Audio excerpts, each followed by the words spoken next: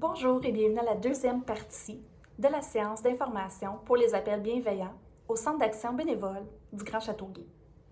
Dans la première partie, on a vu un peu ce qu'étaient les appels bienveillants, d'où provenaient les usagers, qui était la clientèle.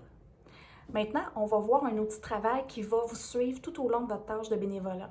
Ça s'appelle la grille mensuelle. Je vais vous en montrer un exemple juste ici. Ça ressemble un petit peu à ça. Quand vous allez débuter votre bénévolat, vous allez recevoir cette grille personnalisée avec le nom de 15 personnes que vous devez appeler. Il va y avoir sur cette grille la ville où demeure la personne, son âge, puis évidemment son numéro de téléphone. Lors de la première semaine, vous allez contacter chacune de ces personnes. Vous allez vous présenter, vous allez dire un petit peu là, ce en quoi consistent les appels bienveillants. Vous allez leur poser quelques questions. Est-ce qu'ils sont bien? Est-ce qu'ils sont en sécurité? Est-ce qu'ils ont besoin d'une aide? Vous allez voir à ce moment-là si la personne est d'accord ou pas à recevoir un appel bienveillant de votre part. Vous pouvez aussi lui demander directement. Vous allez déterminer avec la personne la fréquence d'appel aussi qu'elle veut recevoir de votre part. Est-ce que c'est un appel une fois par semaine, une fois par 2 semaines ou une fois par mois? Vous allez voir avec elle et l'inscrire dans votre grille. Vous allez aussi poser certaines questions. Par exemple, est-ce que cette personne-là demeure seule? Est-ce qu'elle est en résidence pour personnes âgées? Dans une maison? Est-ce qu'elle a des amis, des voisins, un conjoint à qui elle peut demander de l'aide? Donc, toutes ces informations-là vont être très importantes pour nous, pour se faire une idée un peu de qui est la personne, est-ce qu'elle a besoin d'aide, est-ce qu'elle a des besoins, et si oui, on va pouvoir en fait lui donner des ressources et des services. Ça va être votre rôle de les référer, leur parler aussi de tous les services qui sont offerts au CAB. Donc, n'hésitez pas à les référer, à leur donner notre numéro de téléphone. Ça va nous faire plaisir de leur offrir des services et de répondre à leurs questions. Tout au long de votre bénévolat, vous allez pouvoir vous référer à la personne responsable du programme pour obtenir du soutien, des réponses à vos questions. Ça nous fait toujours plaisir. On est là pour ça, puis on est là pour vous soutenir dans votre tâche bénévole. Donc, n'hésitez pas à nous contacter, ça nous fait toujours plaisir.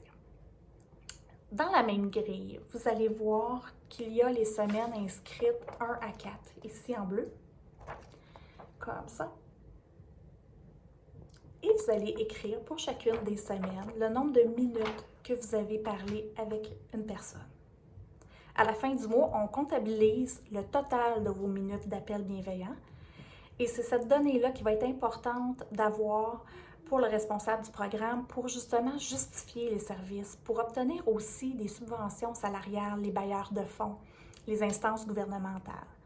Donc, c'est votre temps bénévole. Nous, on va l'inscrire à votre dossier.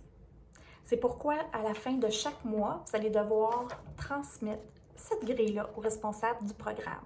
Vous allez la remplir du mieux que vous pouvez. Et puis nous, au CAB, ça va nous donner toute l'information sur les personnes. Vous allez voir aussi que sur votre grille, il y a certaines cases jaunes. C'est des informations qui manquaient à nos dossiers pour les personnes.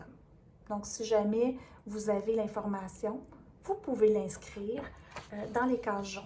Donc, on parle ici de la ville, de la langue parlée et aussi de l'âge de la personne.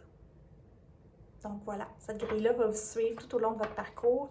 Vous pouvez mettre les couleurs que vous voulez, la faire comme vous voulez. Il n'y a aucun problème, c'est vraiment pour vous faire plaisir.